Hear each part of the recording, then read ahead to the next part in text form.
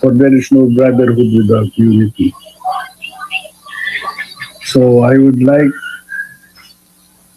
all of you to extend your hands of friendship for unity. Sa simbolo ang bawat guhit, 37 ang tumayo upang maiukit. 3 letrang may 4 na bituin sa itaas. Pinangunahan ni El Duce ang unang pagkumpas mula 1975. Okay mga kapatid, tatapusin na natin ngayong araw itong pag-review ko sa SRB All-Star na inisa-isa ko. So, inano ko siya, kinat-cut ko siya. Inumpisa ko kay Utol Psychosid, Chiba, Moises, Leon, Rish, J. Martin, EJ, Element 1, and then Cyper, yung katatapos ko lang. And then now, pupunta na tayo dito sa naririnig niyong boses Utol Play Avenue, na gustong-gusto ko yung kanyang pangalan, Play Avenue. Napakaganda ng kanyang pangalan. Ano kaya ang misteryong nakatago sa pangalang Play Avenue? Saan niya nakuha? Parang ano, no, pambata yung dating, ano, bata pa si Utol Play sa itsura. Nagbabase ako sa itsura, pero sabi sa akin ni Utol Bane, parang mas matanda sa kanya si Play. Pero tingin ko bata pa si Play, siguro mga 23 to 25.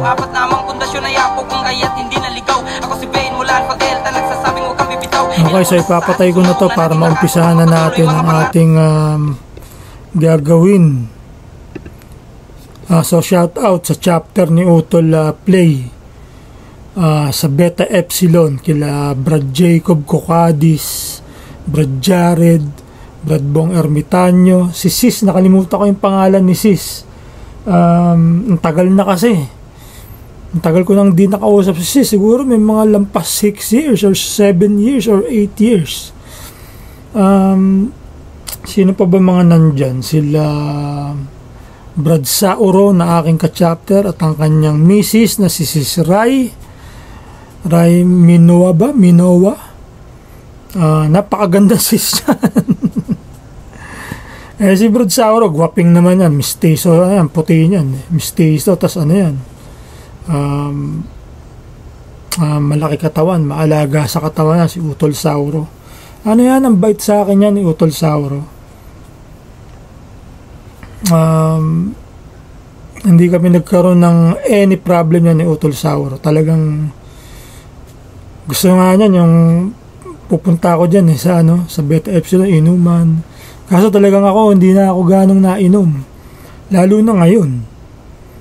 Kung dati medyo umiinom pa ako. Pero ngayon pwede naman ako uminom. Kaya ko uminom pa rin ng medyo malakas pa. Kasi nga, kontrolado. Yun ang Yun ang masarap doon pagka nakokontrol mo yung sarili mo. Kaya mo ding uminom ng malakas or mahina. Pero as much as possible is umiiwas ako sa inom. So ano bang natin? Ito si Utol Play. Saglit lang din to nung i-message ko. Ayan yung usapan. Ito, message ako sa kanya. Kay Utol Play. Tapos sa 10:55 wala yung time, di nakalagay.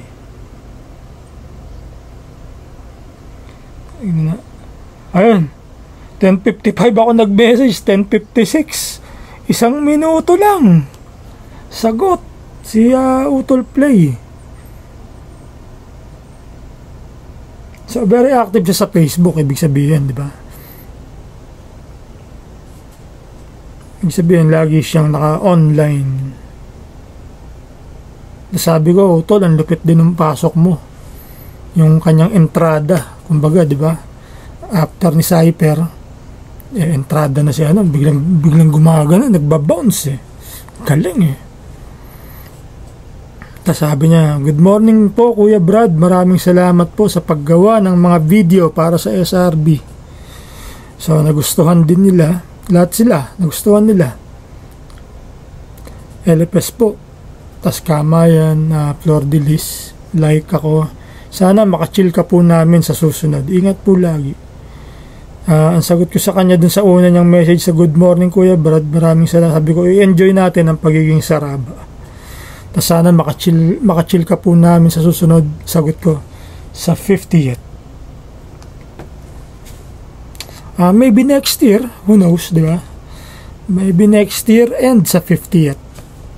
Yung sa 50th, nakapokus na ako doon, nakalock na sa akin yung kumbaga sa isang predator na cheetah.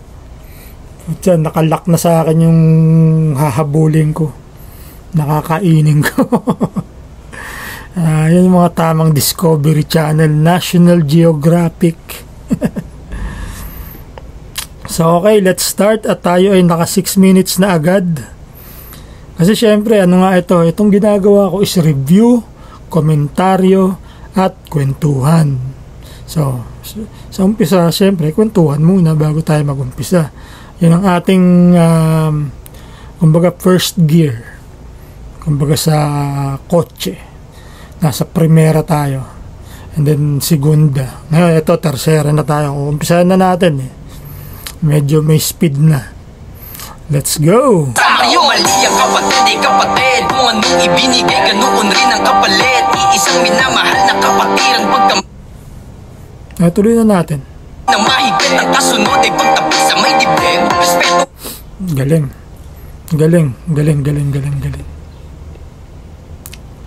Okay, so tama o mali ang kapatid ay kapatid. So yan, madalas natin yan naririnig, diba? Or nababasa sa mga kapatid natin, lalo dun sa mga nung uso pa yung mga balitaktakan sa international. Talagang antindi na naging balitaktakan dyan kasi sa Facebook talagang ang dami sa international, nasa 5,000 members pa lang nun ha. Ngayon, lampas 10,000 na yata. So, madalas natin nababasa yan. Yung tama o mali ang kapatid ay kapatid. In English, SRB, right or wrong. Tama naman yan. Na ang SRB ay nagkakamali. At gumagawa ng tama. So ang SRB kahit nagkakamali yan is SRB pa rin siya, pero merong balik kasi pag ikaw gumagawa ka ng mali sa kapatiran, deserve mo na madisiplina sa paraang dapat legal. Ang pagdidisiplina natin dapat meron tayo sa bylaws. Sa SRB Inc. meron yan kung paano ang ididisiplina. Meron silang guide para sa mga chapters or council kung paano ididisiplina.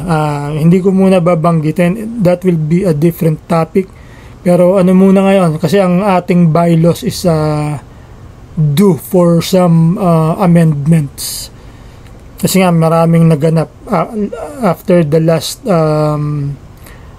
summit. Nagkaroon ng mga ilang kaganapan na kung anong so ito kasunod, kung anong ibinigay, ganoon rin ang kapalit. Iisang minamahal na kapatiran, pagkamay ng mahigpit, ang kasunod ay pagtapik sa may dibdib. So although yung mga letters niya hindi parang hindi rhymes pero para isa tunog magkaka-rhyme siya. Kapatid, kapalit, mahigpit, dibdib. Ang nagdadala doon yung bawel ba o bawel ano, yung A, E, I, O, U, A, E, I, O, U, bawel yun, di ba? So, yung tama o mali ang kapatid ay kapatid, kung anong ibinigay, ganoon rin ang kapalit. So, yung ano yan, may kasabihan na yan, yung kung anong itinanim siya mong aanihin. Kung anong sa Bible, kung anong inihasik siya mong aanihin. So, parang karma. Yung kung anong ibinigay, ganoon rin ang kapalit. So, if maganda ang iyong ibinigay, good karma ang iyong matatanggap.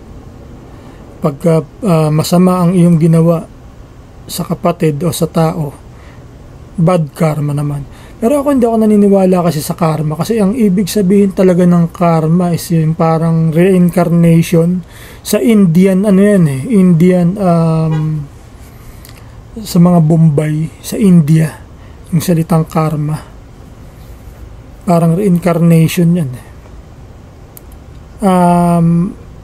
yung karma na paniniwala natin, yun nga, yung kung anong ibinigay, ganoon ang kapalit, is yung sa Bible yan, yung kung anong inihasik siya mong aanihin. Okay, tapos iisang minamahal na kapatiran. So, isa lang naman ang kapatiran nating minamahal. Mahal din natin yung Alpha Pi Omega. Kasi syempre, di ba? Yan ang ating pinagmulan. Pero syempre, ang SRB first before others, di ba? Although friendship and but syempre mahalin mo muna yung mga kapatid mo sa SRB, di ba? Mga SRB, kasi yan yung mga hindi umiwan. No offense sa mga nag-SRB apo. Ako, inaano ko yan, hindi ko yan dinidiscourage sa mga kapatid na gusto mag-apo. Go, kung gusto niya, it's your decision. Pero syempre, mas focus ako sa mga SRB at sa SRB. But through friendship at being naging SRB kayo is may pagmamahal ako sa inyo. But ang focus ko is pagandahin ang kapatirang SRB. Kung gusto nyo tumulong, salamat. Salamat naman dahil hindi kayo nakakalimot. At huwag kayo dapat makalimot dahil meron tayong pinagsamahan at galing kayo sa SRB. Hindi kayo magiging apo malamang kung hindi dahil sa SRB. At hindi rin naman tayo magiging SRB kung hindi rin naman dahil sa apo. So it's, balikan. Tapos ito, ang ganda na ito. Pagkamay ng mahigpit, ang kasunod ay pagtapik sa may dibdib. Alam nyo kung saan ko na tutunan yan, yung pagkamay, pagkakakamay, di ba? Tapos biglang gaganon. Sa mga Muslim nating kapatid, ganon ang mga Muslim. Sa SRB wala namang ganyan. Sa mga regular lang na SRB na nung hindi wala pa akong kakilalang Muslim, nung 90s, nung bago ako, kamayan lang. Tapos minsan yung may tapi ka na parang kumakatok, din maano kasi kung talagang legit parang secret password dun yung katok na yun, kakatok ka dito sa ganito pagkakamay mo. So yun, napakaganda nun kaya pag natutunan ko kay Brad Ting, kay Ting Panting, kasi si Brad Ting madalas ko kasama yan sa mga Muslim. Si Ting Panting ang madalas kong kasama at sa kanya ko nakita yan ang nakita. Although ngayon si Brad Ting isa, hindi na kami nagkakausap, naiba siya ng side, pero sa akin wala yun. Sa akin wag mong kalilimutan yung ating pinagsamahan, dahil pag ikaw nakalimot at ako'y iyong pinagsalitaan ng masama is babalik tayo dun sa sinabi ng Brad, kung anong ibinigay, ganoon rin ang kapalit, diba? Although syempre ngayon pag-iisipan ko muna kung worth it ba na kung may manira sa akin is balikan ko kaagad, no? Pag-iisipan ko muna. Minsan nakatype na. Pag nakatype na, babasahin ko.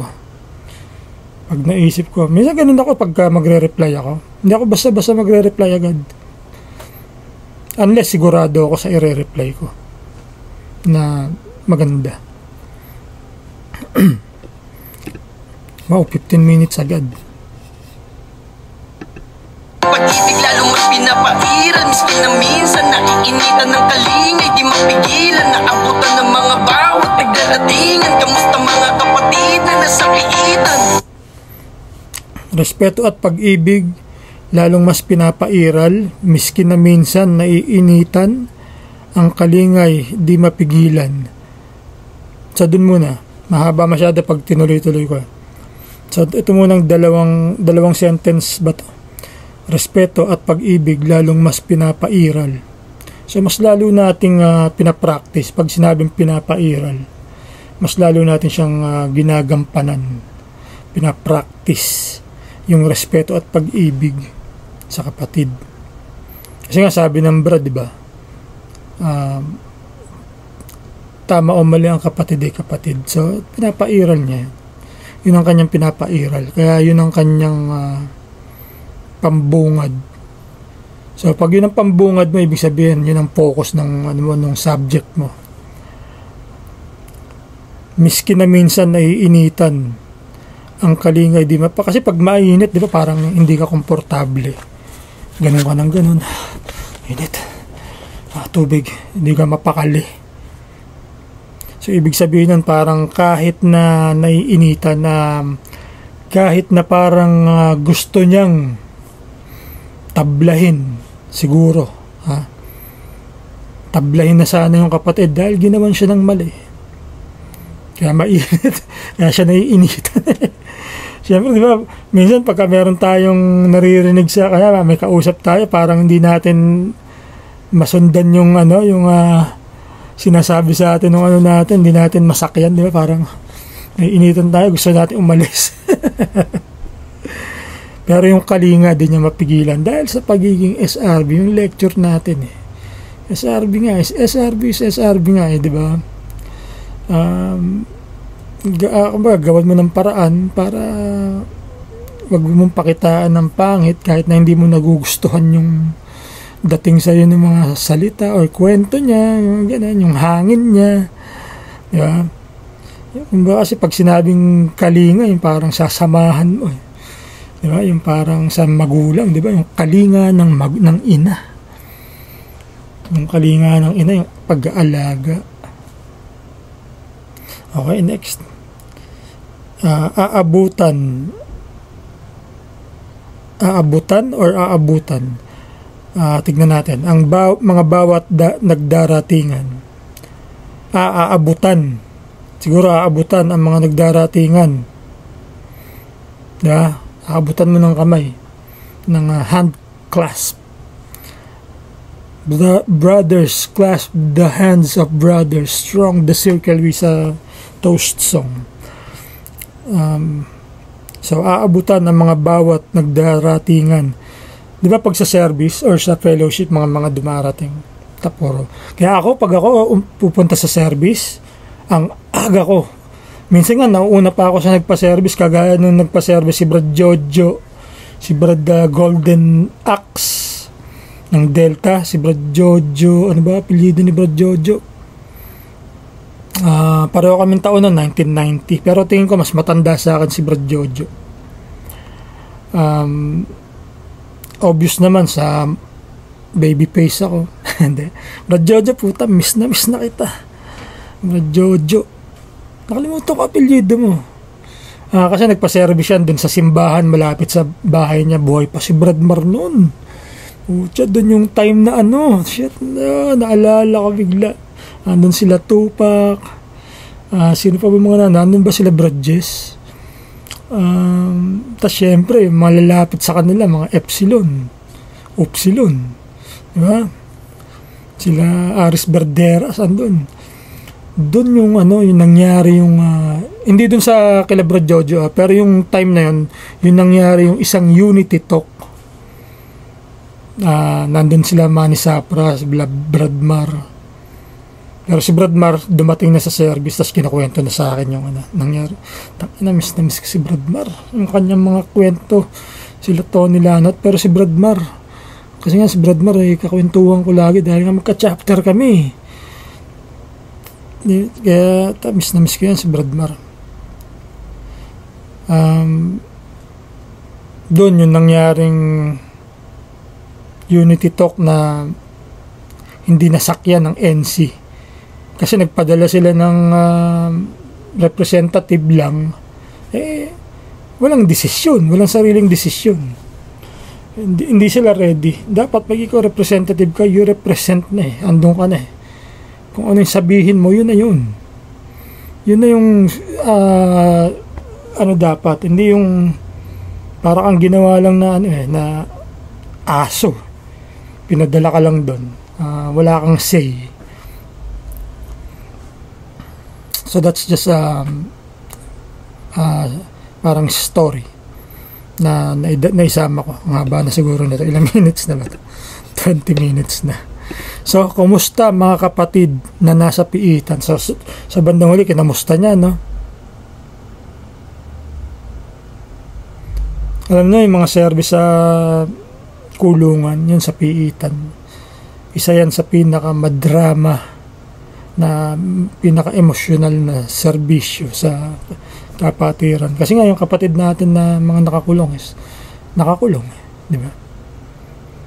Habang tayo nasa labas, ang saya natin, nagsiservice, sila nandun lang nakakulong. For whatever reason, dati nagsiservice dyan si Tupac. Unang sama ko niyan, andun sila Smack, si Brad Alex ng Upsilon. Na ngayon nasa Santa Rosa. Tanda-tanda ko si Brad Alex kasi nag-iyos. Laki ng mata nun Brad Alex. Ano yan, iyos. Sa Upsilon siya. Yun yung una kong attend. Doon kami nagkita-kita sa Tambunting. Tapos si Tupac ang kasi si Tupac nakulong din yata. So talagang pinokus niya yung service niya lagi sa kulungan. Naservisan niya ang City Jail, ang Medium sa Muntinlupa at ang Maximum. Sa City Jail parang 3 beses ako nakasama. Sa Medium 3 beses rin yata. Sa Maximum 1. So kamusta na? So parang parinig na rin to, no? Kamustahin naman natin sila. Tagal na natin din nagsiservice sa Manila City Jail. Kung nagservice kayo sa Manila City Jail, wala akong nakikitang pic, pasensya na po. Kung meron, pakitaan nyo ako sa comment para makita ko naman na kamustahin natin sila. Kahit nasabihin natin nagkasala sila sa batas. Sabi nga ng Brad, right or wrong, SRB is SRB. Bigyan natin sila ng kalinga ng kapatiran. Ito baka maiyak ako, so tigilan muna natin yan. Kung ano man ang maging kalagayan, ilalaban ng patayan lalo kung kinakailangan. Pero let's play the music. Ano man ang maging kalagayan, ilalaban ng patayan lalo kung kinakailangan. Maganda man ang hangarin, marami ba rin nagsasabing kabi-kabilaan ng kwaring upang Damn. Ang tindi pala nung neto ni Brad, hindi siya sa lecture, hindi siya focus sa mga lecture. Pero eto, lecture pa din to. Pero hindi siya nag-focus dun sa mga jewels, sa LFS. Although, syempre, konektado lahat yan, Pero nag-focus siya dun sa right or wrong, SRB is SRB, or SRB right or wrong. Dun siya nag-focus. Tsaka yung yung parang pagiging kind, yung golden rule, di ba, na kung ano man yung gusto mong gawin sa yun din ang gawin mo sa iba. Kung ayaw mong gawin sa iyo, huwag mo gawin sa iba, di ba, yung golden rule yun. So kung ano man ang maging kalagayan, ilalaban ng patayan lalo kung kinakailangan. Damn. So ito nga yung sa una kong review sa buong kanta. Na hindi naman talaga review yun, parang sa tuwa ko lang is inano ko siya, pinansin ko siya, na-excite ako nun eh. So kung ano man ang maging kalagayan, ilalaban ng patayan lalo kung kinakailan. Then para tong panggera, no? Yun nga ang sabi ko eh, para siyang itong kananta parang may pagkapanggera dahil dun. So tas sinabi ko rin dun sa vlog ko na yun na marami tayong kapatid na talagang ipinaglaban yan, lalo na yung 13 Judas na tinatawag. I don't know if it's a myth kung talagang may 13 Judas na tawag, pero balitang-balita yun, kahit yung mga ka-chapter ko na batch 80s mga mid-80s, talagang parang myth sa kanila yung 13 Judas.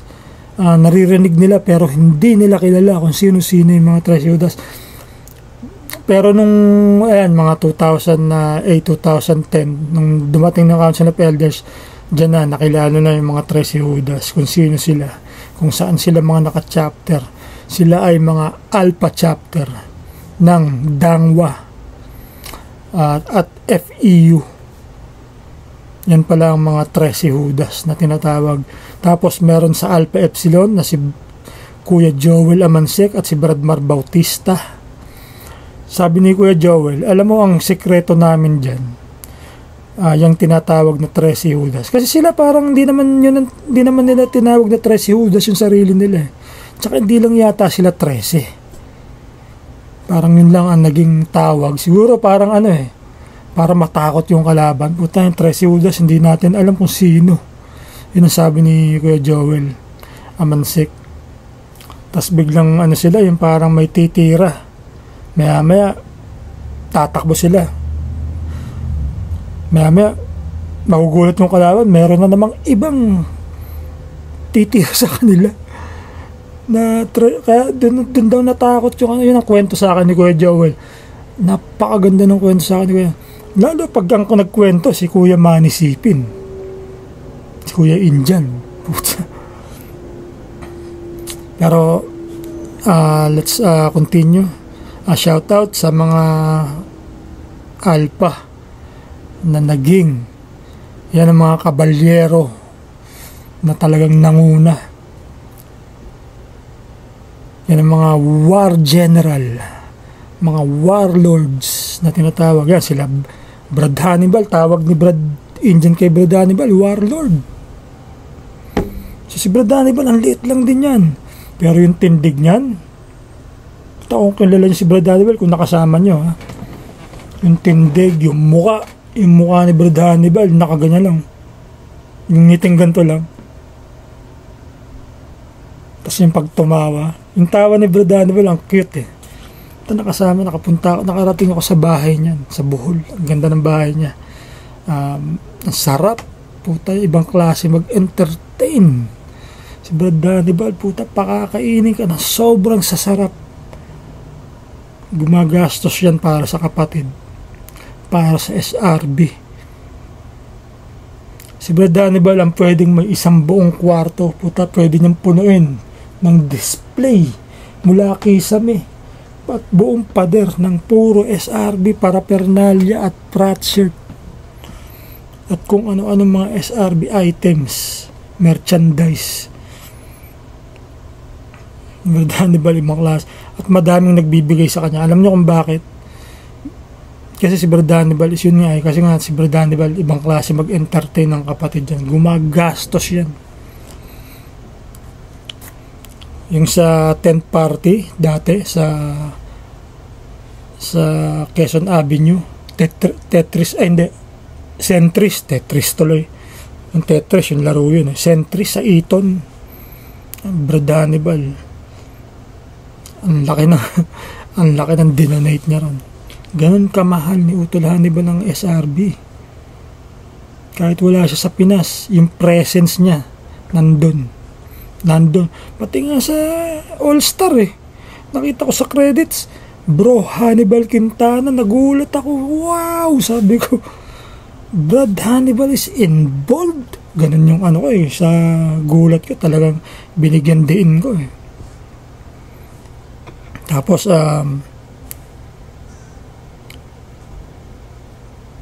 yun nga, ilalaban natin ng patayan yung SRB. Ako, hindi naman siguro ako aabot sa ganun unless if put to the pinch, kumbaga if I'm on the edge, di ba, na kailangan ko ng talagang survival na, syempre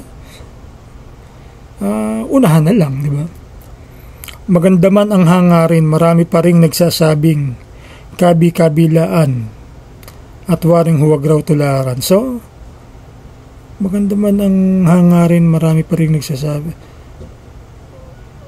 So kasi nga yung hangarin na yan, maganda yun para sa kapatiran. Dahil bakit? Kasi nga survival ng SRB yan eh. Kailangan natin ipagtanggol ang SRB. Pero dahil nga sa violence, kasi ang violence is something not good, di ba? Unless it's for defensive reason. So ang sa Bible yung may batas na do not murder, pero hindi yun do not kill. Iba kasi yung kill sa murder eh. Ang murder planado yun eh. Talagang pinagplanuhan mo yung papatayin mo. Pero yung kill, pwede kang makapatay dahil sa defensive instinct mo. Kumbaga, halimbawa, may pumasok sa bahay nyo, tutulog kayo, biglang naramdaman parang may kaluskos sa syempre tataka ka bakit may tumutunog, diba? Nang ganung oras, syempre magdidepensa ka na. Kung ano man yung object na madampot mo is at loob ng bahay mo yon, trespassing yun, syempre, diba, you're in danger.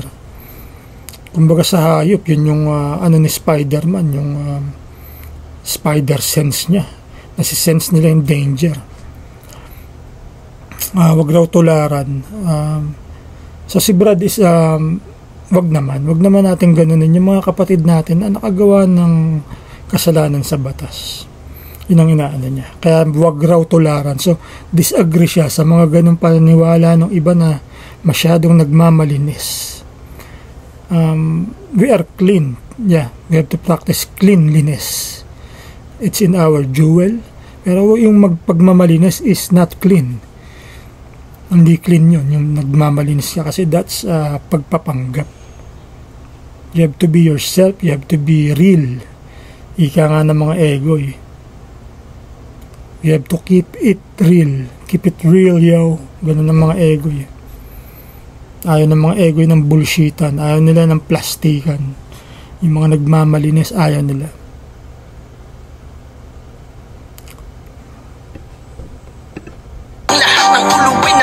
Na parang batang nakakita sa unang habang nibing at makikita ang resulta kahit saan makarating, dala-dala ko ang saraba hanggang ako'y ilibing. Damn, patayan, ilibing. So that's connected. Siyempre, pag nakapataya ka sa pupunta, pag nadali ka, either ospital or sementeryo. Yeah, pag nabuhol ka, yari ka.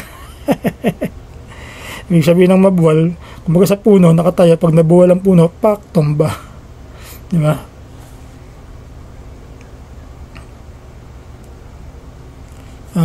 Medyo emotional tong Brad na ito. Although he doesn't show it, ipinaglalaban niya yung mga kapatid natin na deprived of liberty. Persons deprived of liberty. Wag natin silang tatawaging convict. Although they are convicted. Kasi parang ang sama ng tunog eh. Ex-convict. Diba? Convict. Persons deprived of liberty. Ginawa na ng kongreso ng katawagan yan. So yun ang itawag natin. Sundin natin ang panukala ng ating mga mambabatas. So ang lahat ng ulo ay napailing na parang batang nakakita sa unang hakbang ni Bing. So napailing yung ulo, parang batang nakakita sa unang hakbang ni Bing. So sa bawat mga kapatid natin merong silang sulat na talagang hindi ko maarok, hindi ko siya masakyan, hindi ko siya maintindihan. Kumbaga is Shit, naisip ko na yung salita. Ang ganda ng salita eh. Kumbaga napapuzzle ako. Sayang, naisip ko na yung salita. Babanggitin ko na lang, biglang nawala.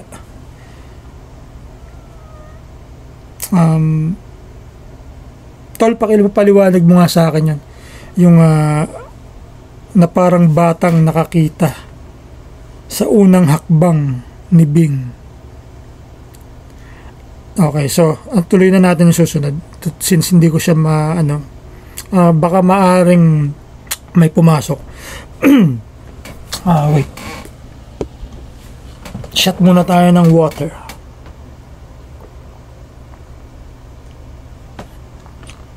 Kasi ang pagsasalita isa nakakatuyo ng lips at ng bibig sa loob at ng lalamunan, kaya kailangan lagi siyang wet.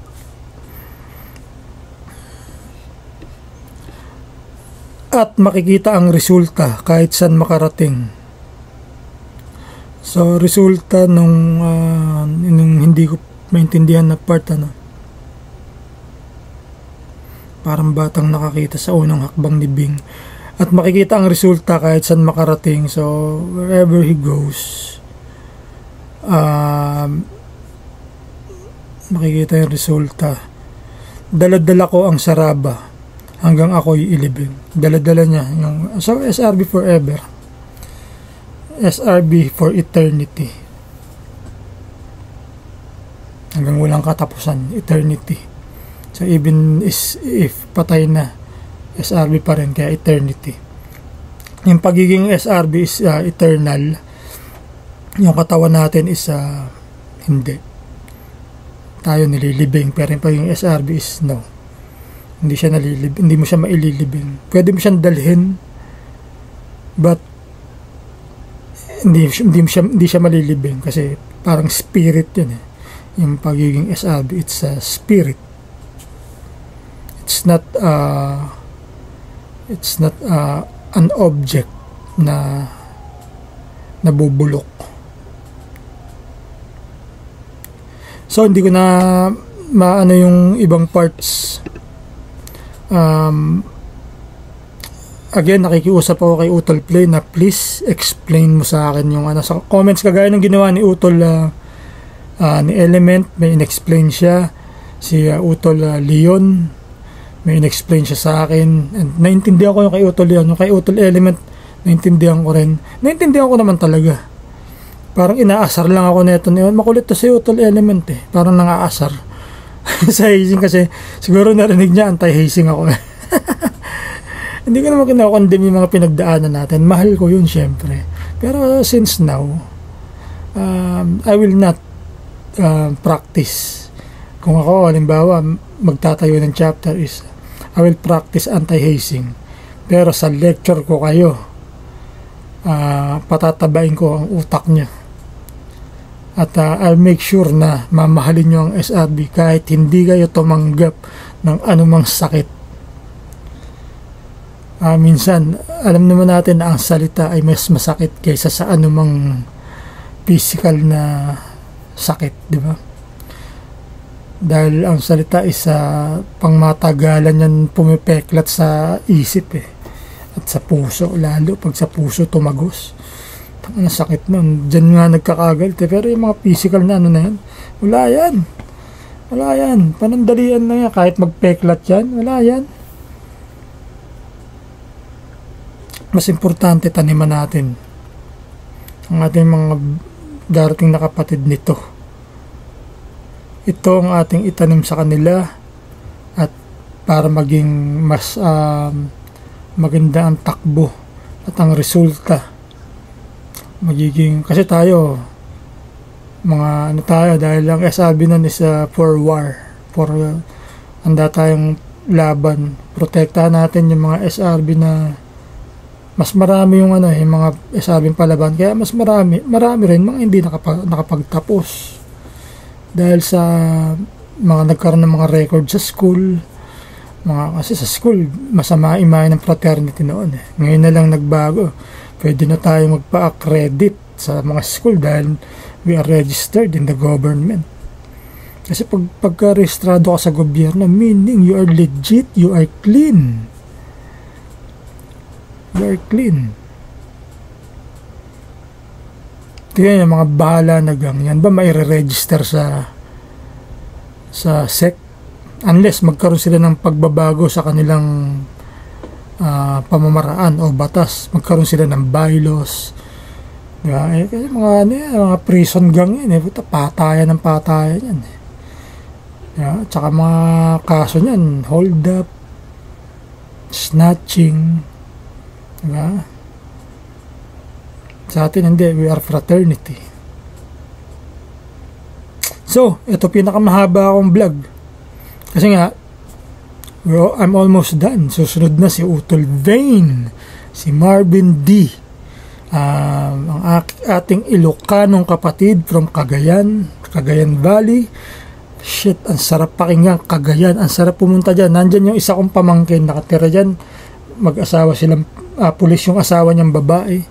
Taga Cagayan. Ewan ko kung saan parte ng Cagayan, pero I think tumino yung pamangkin ko nung matira sila dyan sa province. Tsaka syempre pulis na babae yung asawa niya, dapat talagang magtino ka dahil pulis ang asawa mo. It's a uniform that's respectable. So mga kapatid, no, sa Beta Epsilon, again, hindi ko na babanggitin ulit, at dahil nabanggit ko na kayo, shoutout sa inyong lahat. Pero babanggitin ko syempre si Utol Jacob Cocadis na parating nakasubaybay sa akin sa vlog, sa mga post, lagi siya nagla-like. So meaning yung utak namin ni Utol Jacob is dikit yung aming puso.